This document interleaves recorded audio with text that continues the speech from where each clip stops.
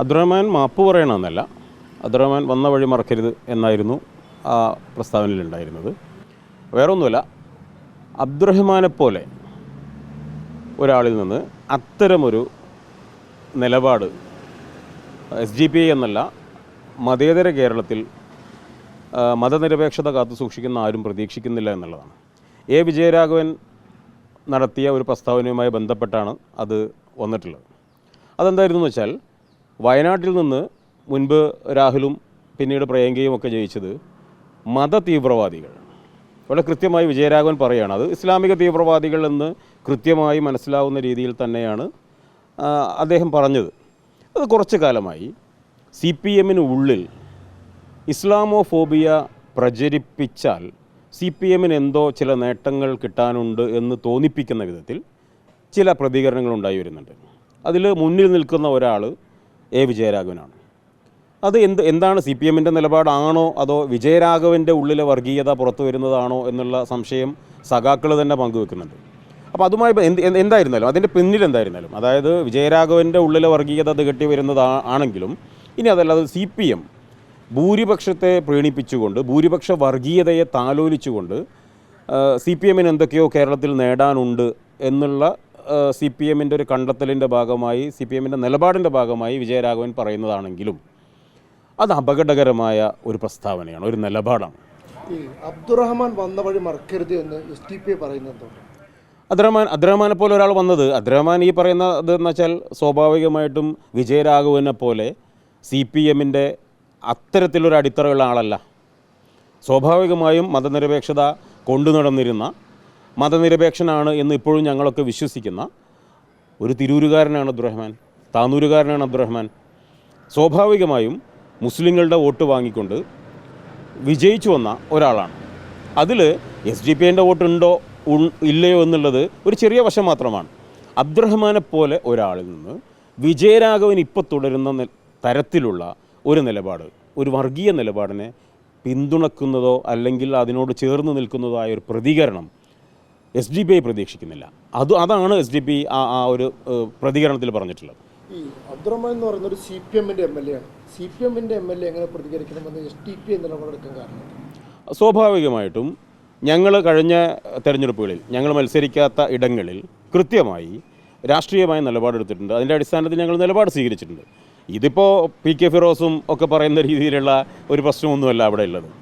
PK Firoz തോറ്റതിൻ്റെ എന്തു വന്നാലും ഞാൻ താന്നൂർ പിടിച്ചടക്കിയിട്ടേ പോകൂ എന്ന് പറഞ്ഞ് ഇവിടെ താന്നൂരിലേക്ക് വന്ന ഫിറോസ് തോറ്റതിൻ്റെ ഒരു ജാള്യത എത്രത്തോളം എന്ന് വെച്ചാൽ, അവിടെ ജയിച്ചത് അബ്ദുറഹ്മാനാണ് എന്ന് അംഗീകരിക്കാൻ തെരഞ്ഞെടുപ്പ് കഴിഞ്ഞ് 2-3 വർഷമായിട്ട് പോലും ലീഗുകാർക്ക് സാധിച്ചിരുന്നില്ല.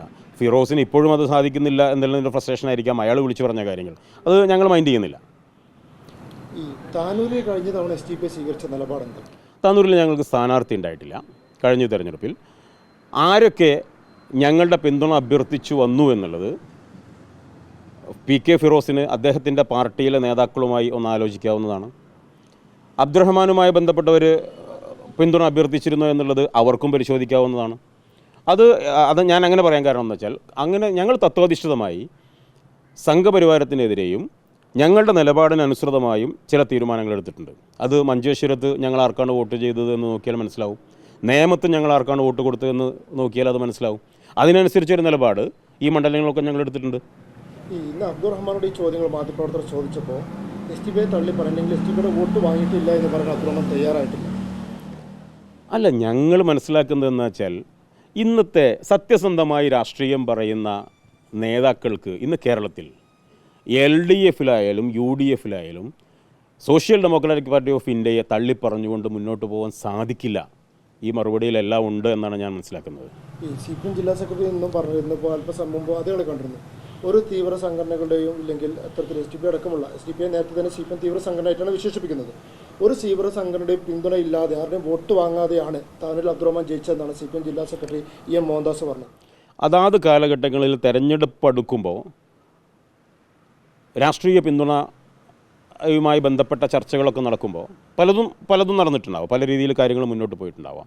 ഞാൻ മനസ്സിലാക്കുന്നത് LDF ആണെങ്കിലും UDF ആണെങ്കിലും ഒരു തീവ്ര വിഭാഗമായി SDPIയെ കാണുന്നില്ല എന്നാണ് ഞാൻ മനസ്സിലാക്കുന്നത്. CPM പറഞ്ഞു വെക്കുന്ന ജമാഅത്ത് ഇസ്ലാമി SDPI തീവ്ര സംഘടന തന്നെയാണെന്നാണ്. ജമാഅത്തെ ഇസ്ലാമിയെക്കുറിച്ച് LDFും UDFും വ്യത്യസ്ത സമയങ്ങളിൽ പലതും പറഞ്ഞിട്ടുണ്ടല്ലോ. ഈ LDFിന് ജമാഅത്തെ ഇസ്ലാമി വോട്ട് കൊടുത്ത സമയത്ത് ഇത് 100% ശുദ്ധ നെയ്യായിരുന്നല്ലോ. സോറി, ജമാഅത്തെ ഇസ്ലാമി ആയിരുന്നല്ലോ. LDFിന് വോട്ട് കിട്ടാതായപ്പോഴാണല്ലോ ഇത് തീവ്രവാദമാണ്, മൗലികവാദമാണ്, മതരാഷ്ട്രവാദമാണ് എന്നൊക്കെ പറഞ്ഞത്. ജമാഅത്തെ ഇസ്ലാമി പണ്ട് എന്തായിരുന്നോ അത് തന്നെയാണ് ഇന്നും. ഈ SDPI കുറിച്ച് അപ്പോൾ SDPI അടക്കം ആരുടെയും വോട്ട് വാങ്ങിയിട്ടില്ല എന്നുള്ള CPM ജില്ലാ സെക്രട്ടറിയുടെ പരാമർശം അത് ശരിയാണോ? താനൂരിൽ SDPI അടക്കം ആരുടെ പിന്തുണയും അബ്ദുറഹ്മാന് കിട്ടിയിട്ടില്ല എന്നാണ് CPM ജില്ലാ സെക്രട്ടറി. ആരുടെ പിന്തുണയും കിട്ടിയിട്ടില്ലെങ്കിൽ പിന്നെ എവിടെ നിന്നുള്ള വോട്ട് കൊണ്ടാണ് അദ്ദേഹം ജയിച്ചതെന്ന് താനൂരിൻ്റെ രാഷ്ട്രീയ ചിത്രം നോക്കിയാൽ ആർക്കും മനസ്സിലാവും. അല്ല, ആരുടെ പിന്തുണ തീവ്ര സംഘടനകളുടെ ഒന്നും, അതായത് ജമാഅത്തെ ഇസ്ലാമിൻ്റെ SDPI ആണ് ഉദ്ദേശിക്കുന്നത്. തീവ്ര സംഘടനകളുടെ വോട്ട് വാങ്ങിയിട്ടുണ്ടോ ഇല്ല എന്ന് എനിക്കറിയില്ല. SDPI കൃത്യമായി കഴിഞ്ഞ തെരഞ്ഞെടുപ്പിൽ അവിടെ നിലപാട് സ്വീകരിച്ചിട്ടുണ്ട്. എന്തായിരുന്നു SDPIയുടെ താനൂരിലെ നിലപാട്? അത് പറയാൻ എന്തെങ്കിലും ബുദ്ധിമുട്ടുണ്ടോ? അതല്ല, ഞങ്ങളെ സംബന്ധിച്ചിടത്തോളം അവിടെ ഒന്ന് PK ഫിറോസ് ആയിരുന്നു, ഒന്ന് വി അബ്ദുറഹ്മാനായിരുന്നു. ഈ രണ്ട് രാഷ്ട്രീയ നിലപാടുകൾക്കിടയിൽ ഞങ്ങൾക്ക് സ്ഥാനാർത്ഥി ഉണ്ടായിട്ടില്ല. സ്വാഭാവികമായിട്ടും കേരളത്തിൽ പൊതുവെ ഞങ്ങളടുത്തൊരു നിലപാടുണ്ട്. കൃത്യമായ അവലോകനം ചെയ്തുകൊണ്ട് ഞങ്ങൾ നിലപാട് സ്വീകരിച്ചിട്ടുണ്ട്. അതിനനുസരിച്ച് ഞങ്ങളുടെ പ്രവർത്തകർ വോട്ടും ചെയ്തിട്ടുണ്ട്. ഫിറോസ് സത്യത്തിൽ ഫിറോസിൻ്റെ മറുപടി, ഫിറോസിൻ്റെ പ്രതികരണത്തിൽ അതിൽ പ്രതികരിക്കാൻ ഞാൻ ഉദ്ദേശിച്ചതല്ല. കാരണം എന്താ വെച്ചാൽ അഭിമന്യു കേസിൽ എന്തോ ചില ഇടപാടുകളുടെ പേരിൽ വി അബ്ദുറഹ്മാന് SDPI വോട്ട് കൊടുത്തു എന്നൊക്കെയാണ് അയാൾ പറയുന്നത്. അതിനു മുമ്പ് ഒരു അസ്ലം കേസ് നടന്നിട്ടുണ്ടല്ലോ. ഇതിന് തെളിവായിട്ട് ഫിറോസ് ഉദ്ധരിക്കുന്നത് 6 വർഷമായിട്ട് ഈ ഡീലിൻ്റെ ഭാഗമായി കേസിൻ്റെ വിചാരണ തുടങ്ങിയിട്ടില്ല എന്നാണ്. ഒന്ന്, PK ഫിറോസിന് കേരളത്തിലെ കോടതികളിൽ കെട്ടിക്കിടക്കുന്ന കേസുകളുമായി ബന്ധപ്പെട്ട കാലതാമസത്തിൻ്റെ ഒരു വിവരവുമില്ല എന്ന് ഞാൻ ആദ്യമായി പറയാം. ഞാനൊരു അഭിഭാഷകൻ കൂടിയാണ്. ഈ 6 വർഷമായതുകൊണ്ട് ഒരു കേസ് തീരണം എന്ന് ഒരു നിർബന്ധ ബുദ്ധിയോ അല്ലെങ്കിൽ അങ്ങനെ ഒരു എന്താ പറയുക സ്വഭാവമോ ഒക്കെ കേരളത്തിലെ കേസുകൾക്കുണ്ടെങ്കിൽ അതിന് മുമ്പേ നടന്ന അസ്ലം കേസ് തീരണമല്ലോ. ഈ ഡീല് കേസിൻ്റെ കാര്യത്തിൽ എതിർഭാഗത്തുള്ളവരുമായി ഡീൽ ഉറപ്പിച്ചുകൊണ്ട് കേസുകൾ തീർക്കുക എന്നുള്ളത് ലീഗിൻ്റെ നിലപാടാണ്. അത് PK ഫിറോസിന് നല്ല പരിചയം ഉണ്ടായിരിക്കും. അവനവൻ്റെ ഒരു രീതിക്കനുസരിച്ചാണല്ലോ നമ്മൾ ബാക്കിയുള്ളവരെ കാണുക. അത് മാത്രമേ എനിക്കതിൽ പറയാനുള്ളൂ. ഫിറോസും അബ്ദുറഹ്മാനോ അല്ലെങ്കിൽ ആരെങ്കിലും അത്തരത്തിൽ SDPI സമീപിച്ചിരുന്നു അന്ന് താനൂരിൽ? ഇപ്പോൾ കഴിഞ്ഞ തെരഞ്ഞെടുപ്പിൽ ഞങ്ങൾ UDFന് ലോക്സഭാ തെരഞ്ഞെടുപ്പിൽ UDFന് പിന്തുണ കൊടുക്കാൻ തീരുമാനിച്ചല്ലോ. അത് കോൺഗ്രസ് അത് വേണ്ട എന്ന് പറഞ്ഞിട്ടും ഞങ്ങളുടെ നിലപാടിൽ ഉറച്ചു നിൽക്കുക ആണ് ഉണ്ടായത്. എന്ന് വെച്ചാൽ SDPIക്ക് SDPIയുടെ നിലപാടുണ്ട്. അത് ഞങ്ങളാരെങ്കിലും സന്തോഷിപ്പിക്കുന്നുണ്ടോ? ഞങ്ങൾ ഈ പിന്തുണ പറയുമ്പോൾ ആരെങ്കിലും കൈയടിക്കുന്നുണ്ടോ? അല്ലെങ്കിൽ ആരെങ്കിലും അത് വേണ്ടാന്ന് പറയുമോ എന്നൊന്നും നോക്കിയിട്ടല്ല. ഞങ്ങളുടെ പ്രഖ്യാപിതമായ രാഷ്ട്രീയ നിലപാടുണ്ട്. ആ രാഷ്ട്രീയ നിലപാടിന് അനുഗുണമായ സ്ഥാനാർത്ഥി ആരാണ്? ഒന്നുകിൽ ഞങ്ങൾക്ക് സ്ഥാനാർത്ഥി ഉണ്ടാവണം, അല്ലെങ്കിൽ ഞങ്ങളുടെ നിലപാടിനോട് അതിന് ഗുണകരമായ സ്ഥാനാർത്ഥി ആരാണ് എന്ന് നോക്കി ഞങ്ങൾ നിലപാട് സ്വീകരിച്ചിട്ടുണ്ട്. അവർ വേണ്ട എന്ന് പറഞ്ഞാലും ഞങ്ങൾ വോട്ട് ചെയ്യുമെന്നാണ് ഞങ്ങൾ പറഞ്ഞത്. താനൂരിൽ ഞങ്ങൾ വോട്ട് ചെയ്തിട്ടുണ്ട്. അന്നത്തെ നിലപാടിനനുസരിച്ച് കാലാകാലങ്ങളിൽ തെരഞ്ഞെടുപ്പിൻ്റെ സമയത്തുണ്ടാകുന്ന രാഷ്ട്രീയ സാഹചര്യങ്ങൾ വിലയിരുത്തിയാണ് നിലപാട് സ്വീകരിക്കാറുള്ളത്. അന്നത്തെ സാഹചര്യത്തിനനുസരിച്ച് നിലപാട് സ്വീകരിച്ചിട്ടുണ്ട്.